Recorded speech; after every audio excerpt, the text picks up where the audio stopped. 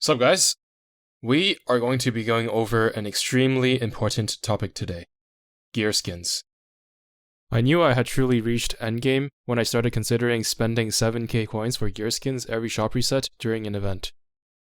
It is the absolute most endgame of all endgame optimization, and believe it or not, there is actually a science to it.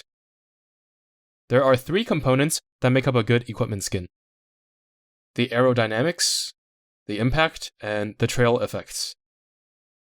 Take, for example, this thing right here, called the tail shell. I don't know what it's called in the English version, but you should be able to see what I mean from the picture. I'm not convinced that it can fly more than 5 meters after being fired out of a cannon. This skin is not aerodynamic.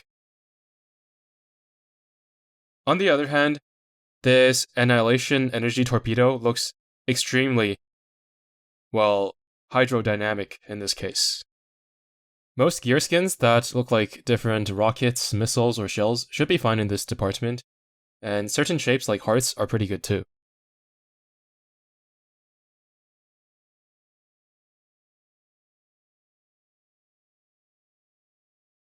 What's not good are things like the slide and seesaw, which are immediately disqualified. Gear skins are serious business, and this shit is just making a mockery of it. Next is the impact. Take a look at what a normal torpedo looks like. And now, look at this unit of a thing and the absolute boomage that it causes. You can't tell me this doesn't increase the damage your ships are doing. Gear skins like this make you believe in your psyche that they will do more damage. This mindset is what separates a good player from a great player. Next up are the trail of particles that are left by the skin. Seeing those particles activate the same neuroreceptors as delicious mapo tofu, heroin, or feet. Mapo tofu recipe coming soon, by the way. Here is an example of a sick ass trail: the wave-tide torpedo.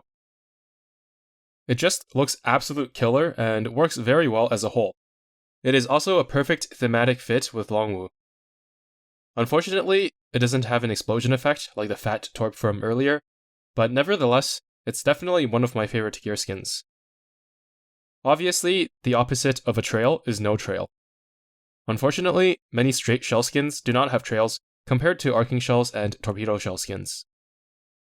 This means that when one does have trails and looks aerodynamic, it is of utmost importance to get as many copies as possible. By the way, you can safely ignore all plain skins. First of all, you're not even guaranteed to get a whole set. For example, during Amagi's event, you could buy one of each of this fire chicken set. However, Amagi herself rarely runs a fighter, dive bomber, and torpedo bomber loadout, so you can't even use the full set on her. Also, you can't put skins on plain barrages, which most commonly used carriers all have, so you'll never really have a full set of plain skins on an airstrike anyway, save for a few very rare exceptions like Enterprise and Unicorn. One last thing that really bothers me about plain skins is that the bombs and torpedoes they drop are often the same as arcing shell skins and torpedo skins, yet all of the bombs and torpedoes from planes lose the explosion animation. Seeing this Dragon plane drop a meteor with no explosion gives me balls bluer than New Jersey's hair.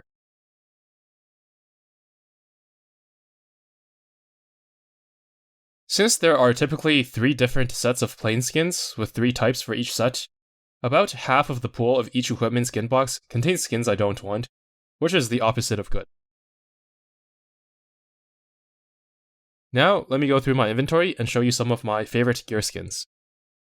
Starting with the shells, we have Sandstorm Undertale shell. It looks slightly aerodynamic and has a trail. Also, it fits the theme of Janus's Halloween skin, which is a huge bonus. There are many different straight blue shells that look aerodynamic, with both trails and explosions. They're all pretty good, but there are just too many blue ones. And I just want to say that it's a travesty we only get 1 copy of the Helena Meta shell, since Helena Meta herself has 2 gun slots. Hello? These RBG gamer spheres are also very cool. Okay, I don't know what else to really say while I'm showing you my favorite gear skins. I already explained why they're good, so I'm not just gonna repeat myself over and over again.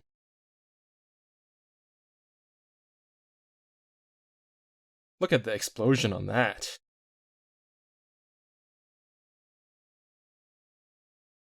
Look at the trail on that. Look at the size of that.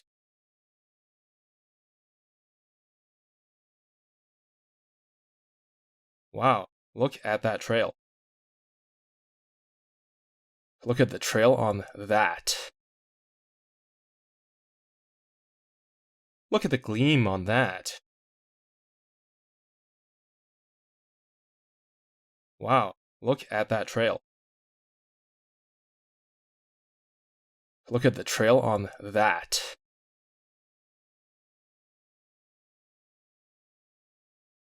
Look at the trail on that.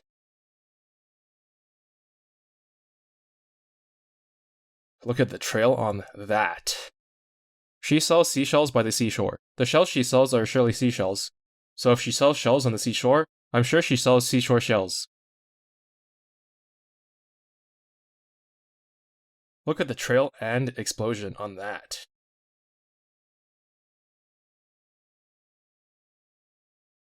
Look at that explosion.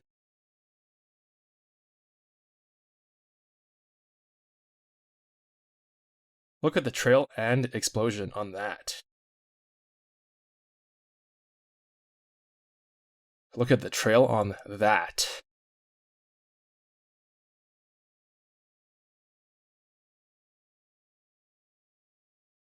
Look at the explosion on that.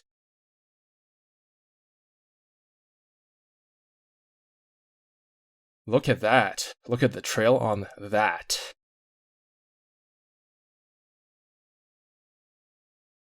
Look at that. Look at the trail on that.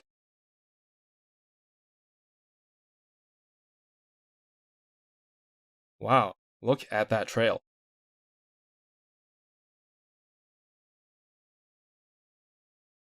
Look at the size of that. Golly gee. Also, certain gear skins that are perfect thematic fits for certain ships can bypass all the criteria and become top tier, like this lightning shell for Musashi. Look at the explosion on that. Or the ice ball shell for Soyuz, although they do have some of the components to be good gear skins anyway. Look at the size of that. Golly gee. The black shells lack the explosion aspect as they're relatively old, but they fit well with the Iron Blood ships. These Sakura shells are some of my favorites to put on IJN ships. Given how weak some of their main guns are, it's no different than shooting flowers at the enemy. The cat paws are an obvious thematic fit with all the ships with cat features, and they are very cute by themselves. These shark fins are no-brainers on submarines like U-47. And although plane skins are generally not that good, there are a couple sets that are very good thematic fits. First are the White Fox planes for the White Foxes. And of course we have the uni skins for Unicorn. Finally, let's take a look at some of the best auxiliary skins. For these, thematic fit is the most important. The Scouter works well on robotic type characters. These wings are good on cute ships like Unicorn. I put the bubble on ships that I want to protect. I'll probably buy out all of the ones in the Battle Pass shop when they're added. The magic circles fit well with Laffy's mage skin, but will work with any ship using the other magic gear skins for their weapons. The UFO also works well with futuristic ships, just like the Scouter.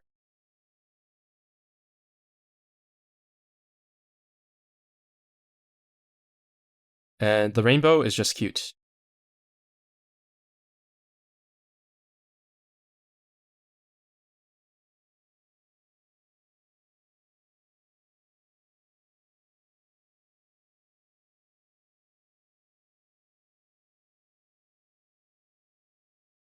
And finally, there's another set of wings and halos, which have the same application as the wings from before. Anyways, that's pretty much it. Armed with this knowledge, you should now be able to min-max gear skins to looks max and damage max your ships. Thanks for watching, and see you in the next one.